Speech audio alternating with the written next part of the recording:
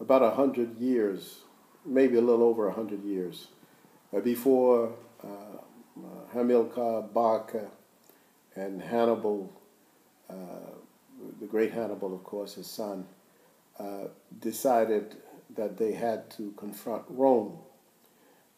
In the west coast of Africa, over near what today would be Guinea, parts of Mali, parts of Senegal, the great empire of Ghana was developing around 300 BC. This empire was based fundamentally on trade. It was an economic empire, one that reached for hundreds of miles into the desert, but also into the forest region. It was fundamental to the operation of all forms of agriculture in the southern part of the empire, as well as the control of fishing along the Niger River. This was a kingdom of great glory as it emerged and as it developed.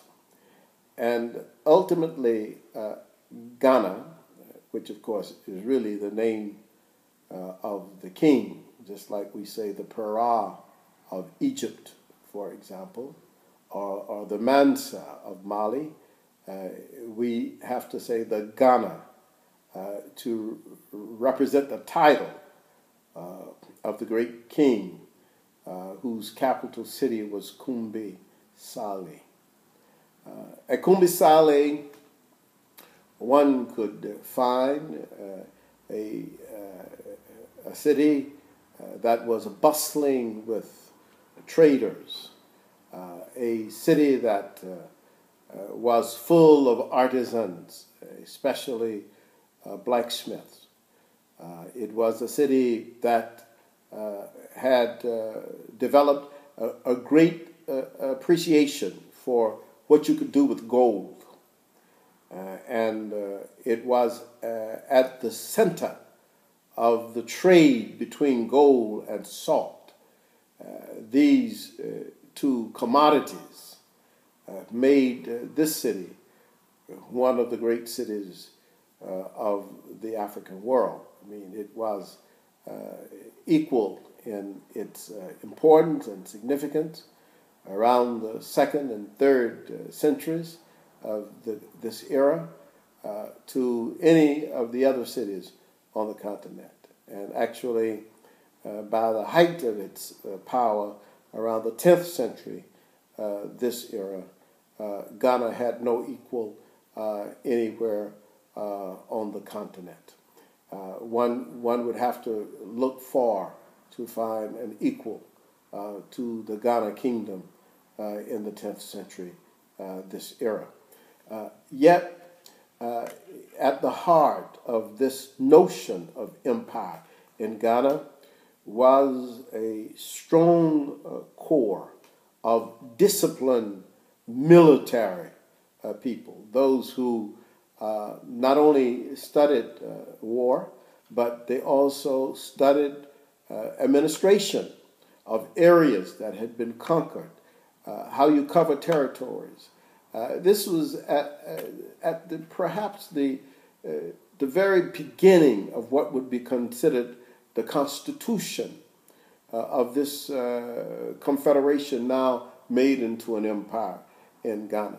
I mean, we have many writers who have written on these early beginnings of this great empire, but because it sat right in the middle of the crossroads between the northern empires of Africa and the southern empires. This is on the western bulge of the continent.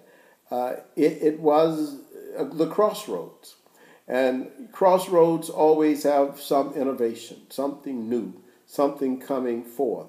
And it was also a place of great rumors.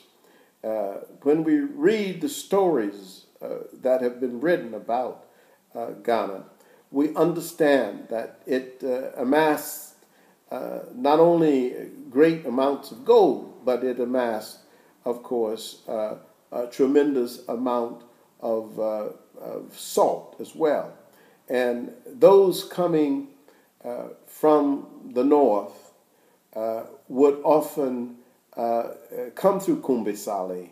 And you could see, if you were a young person, you could see caravan after caravan come through the city, people loaded down with salt, coming to trade with those who have gold, and they go back with gold. Salt and gold became the general trademarks of a good business person. You had to either be in salt or you had to be in gold.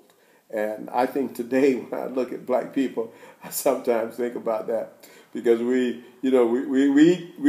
probably eat too much salt, but we certainly love our gold.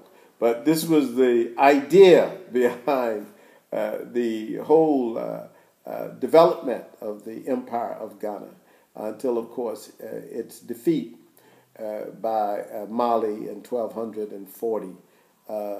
This era, when the great and last major king of Ghana, Sumanguru, took on a battle with Sundiata and lost.